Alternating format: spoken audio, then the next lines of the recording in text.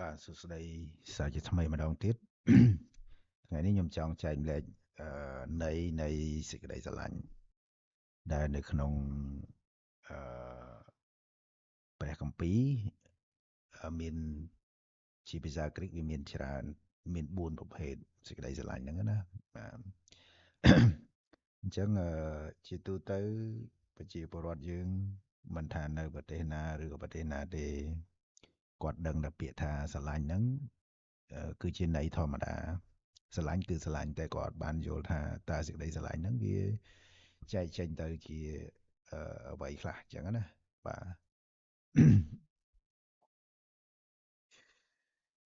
បណ្ឌិតបិទនៃពាក្យថាសេចក្តីស្រឡាញ់ហ្នឹងវាមានន័យរបស់វាមានន័យរបស់វាហើយដែលអឺគេបានចែងច្បាស់នៅក្នុងព្រះគម្ពីរហើយបង្រៀនមនុស្សដើម្បីឲ្យដើរតាមន័យនៃក្តីស្រឡាញ់ហ្នឹងហើយបើសិនជានិយាយពីយុវវ័យវិញគាត់រត់តែអត់យល់ទេដែរន័យថាសេចក្តីស្រឡាញ់ហ្នឹងមានន័យថាម៉េចគឺគាត់រត់តែអត់យល់ទេណាបាទគាត់គ្រាន់តែដឹងថាស្រឡាញ់គឺស្រឡាញ់ក្នុងន័យស្នេហាអូនបងអីចឹងគាត់អត់បានយល់ស៊ីជម្រៅថាសេចក្តីស្រឡាញ់ប្រភេទណាទេតែជាទូទៅនៅក្នុងនិយមន័យភាសាក្តីស្រឡាញ់វាចែកចេញជា4ជាភាសាគ្រីកយើងអាចនិយាយថា agape love អឺ agape love ហ្នឹងគឺសំដៅទៅលើ sacrificial love sacrificial love ហ្នឹងមានន័យថាអឺបើយើងជាមនុស្សសាមញ្ញយើងអាចធ្វើបានទេអឺនៅក្នុងន័យនេះបើយើងនិយាយទៅយើងពាក្យថាក្តីស្រឡាញ់កន្លែងហ្នឹងគឺលះបង់អស់លះបង់រលីងដើម្បីមនុស្សដែលយើងស្រឡាញ់ដើម្បីអ្នកដែលយើងស្រឡាញ់សូម្បីតែជីវិតអានេះយើងហៅថា agape love បាទអញ្ចឹងមិនមិនរាថយទេមានន័យថាដាក់ចិត្តដាក់កាយថាស្រឡាញ់នរណាម្នាក់គឺបូជាលះបង់ដោយព្រះយេស៊ូវគ្រីស្ទទ្រង់បូជាជីវិតដើម្បីសុគតនៅលើឈើឆ្កាងទ្រង់ប្រសូតជាមនុស្សដើម្បីលាងបាបជំនួសមនុស្សឲ្យសុគតនៅលើឈើឆ្កាងតែមនុស្សដែលមិនជឿព្រះមិនអាចយល់អំពីអត្ថន័យនៃការអឆ្កាងស្គត់នៅលើឈើឆ្កាងទេលុះត្រាតែអ្នកដែលជឿព្រះយេស៊ូវគ្រីស្ទដែលអានព្រះគម្ពីរទៅយល់ន័យនេះបានសេចក្តីស្រឡាញ់មួយទៀតដែលយើងអឺសំដៅទៅលើ elemos elemosia សេចក្តីស្រឡាញ់នេះយើងសំដៅទៅលើការធ្វើទៀនអឺឧទាហរណ៍ដែលយើងឃើញអ្នកដែលគ្នាអត់ខ្សត់ក្រយើងដាក់ទៀនចែកទៀនទៅលើមនុស្សក្រីក្រណាគឺយើងមានក្តីអាណិតក្តីស្រឡាញ់ចំពោះគាត់យើងបានផ្ដល់ការបរិច្ចាគដូចគេតែងថា charity ណា charity គេធ្វើ charity នឹងគេចែកទានចែកសេចក្តីស្រឡាញ់ទៅដល់អ្នកដែលខ្សត់ខ្សោយខ្សត់ក្រអញ្ចឹងណាហ្នឹងគេហៅថា elemosine ហ្នឹងហើយអាហ្នឹងក្តីស្រឡាញ់ដែរក្តីស្រឡាញ់លក្ខណៈយើងស្រឡាញ់ក្នុងនាមធម្មតាការចែកទានការចែកលែកអ្វីដែលយើងមានទៅចំពោះអ្នកដែលក្រខ្សត់បាទមួយវិញទៀតយើងហៅថា philanthropia philanthropia ហ្នឹងក៏ជាសេចក្តីស្រឡាញ់មួយដែរប៉ុន្តែសេចក្តីស្រឡាញ់លក្ខណៈគេហៅថាអជាមនុស្សជាតិ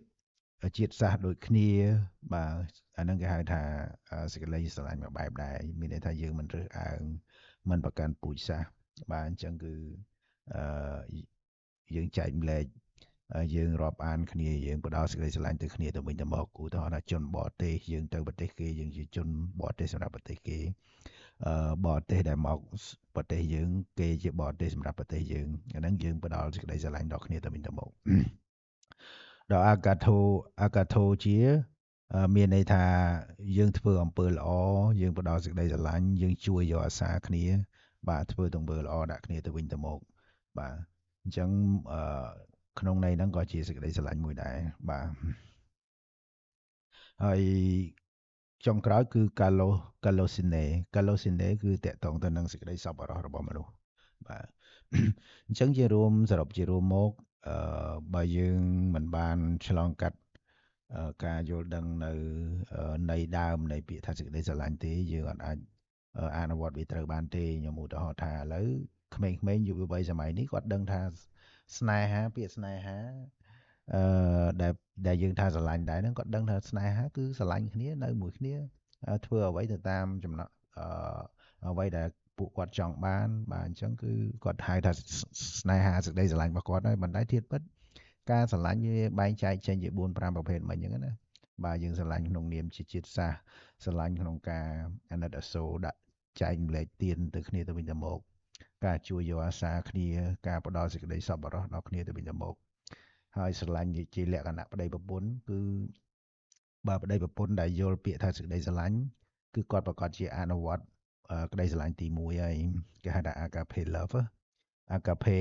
ហ្នឹងគឺមានន័យថាកាលណាយើងដាក់ចិត្តដាក់កាយជាប្តីប្រពន្ធមួយគ្នាគឺយើងស្រឡាញ់គ្នាដោយហ៊ានលះបង់សម្រាប់គ្នាទៅវិញទៅមកណាមិនប្រកាន់ទៅលើមិនប្រកាន់ទោសមិនប្រកាន់ខឹងមិន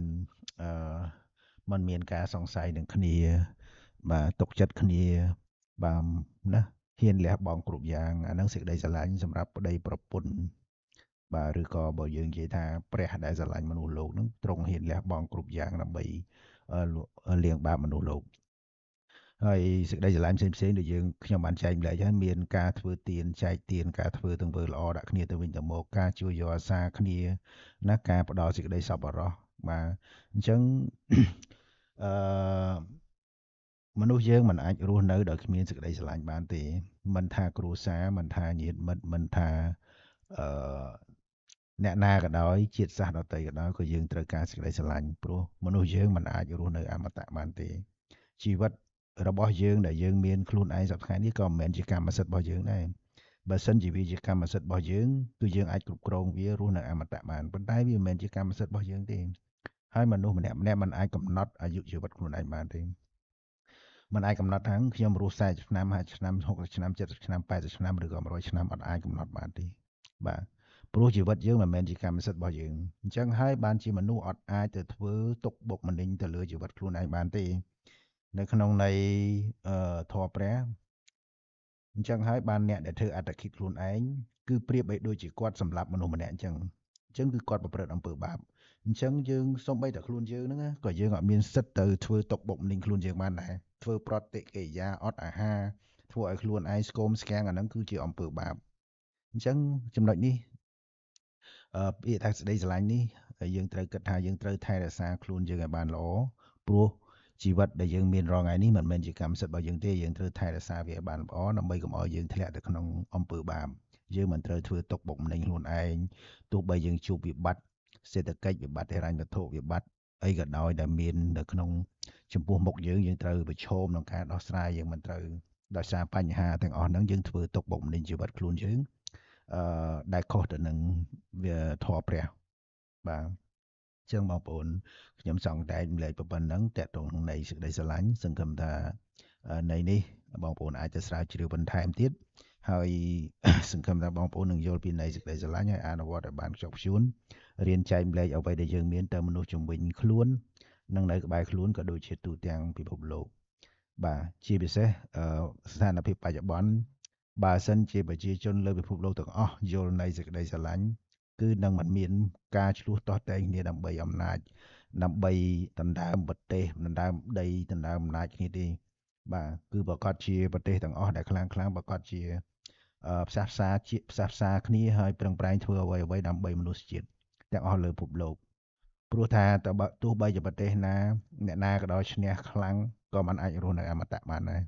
បាទហើយពិភពលោកផែនដីនេះក៏មិនមែននៅអមតៈដែរវានឹងរលត់ផុតទៅថ្ងៃណាមួយជាមិនខានបាទសូមអរគុណបាទ